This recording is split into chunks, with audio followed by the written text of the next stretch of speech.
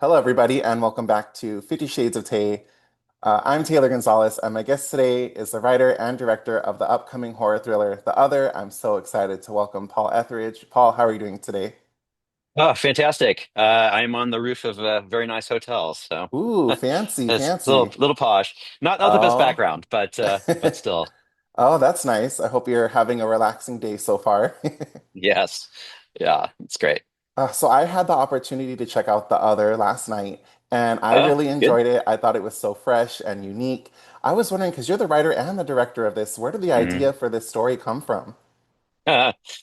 Uh, well, what I mean, 20 years ago or so, I had on my honeymoon a nightmare about being a new dad, trying to take care of a kid who was a terror, really bitey and destructive, and just sort of being overwhelmed with that experience of trying to rise to the rise to the level of being a good dad without having any prior experience. And the nightmare really stuck with me. Um, and what, 5 years ago, Jeffrey said, "Oh, I've got some, financing for a small horror film," and I knew it had to be in a single location ish. Um, and this is the idea I had, so I pulled it out of dusted it off, and yanked it out. Oh, that Here is we so are. cool. Yeah. Cathilia is such a unique and beautiful name. Where did the name Cathilia come from? I knew someone was going to ask me that, and I have no recollection. I feel like I just kind of made it up out of a couple of names that I saw, and it rang to me. It felt, a little ethereal and kind of unfamiliar, so you're not quite sure how to read her. But beautiful, like you said. So I appreciate that. Yeah, such a beautiful name. I had never heard it before. At first, I was like, is it Ophelia? But then I heard it again. I was like, oh, Hmm. Cathilia, I've never heard that before. But Yeah. speaking of beautiful, I just spoke with Lisa and Jeffrey about how beautiful the house was that this was filmed at. And I was wondering, what was the experience like of filming at your mother's house? Oh God. A little white knuckle terror.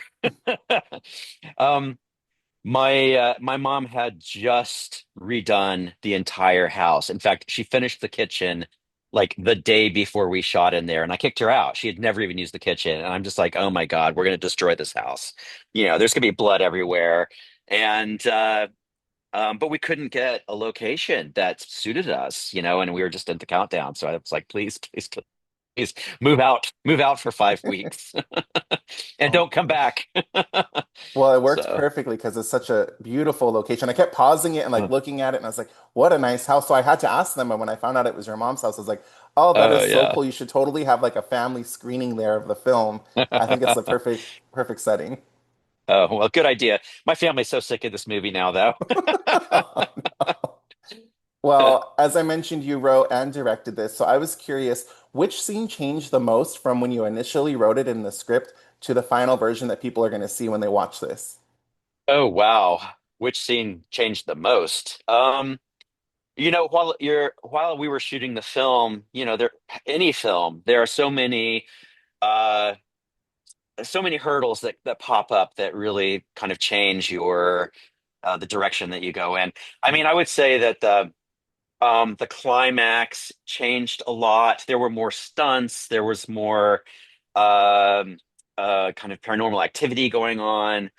That we just, while we were shooting it, I went to the actress and I said, "I'm sorry, we're not going to be able to do all this stuff. Let's just streamline it, and get to the meat." And I'm glad we did because it's already, it's plenty. We don't need.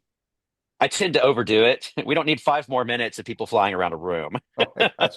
No, You I know, did love the ending, and Lisa had the perfect word to describe it. It was bonkers. And I was like, yes, that is it's a bonkers.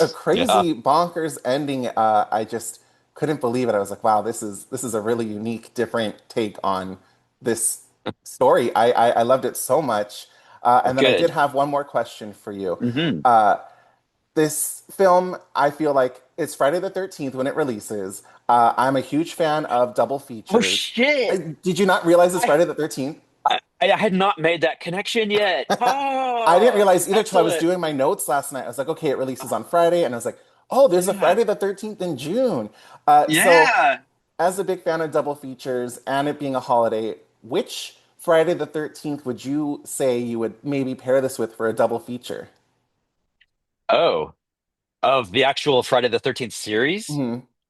Well, the one I would want to watch, whether it pairs well or not, is Friday the 13th too.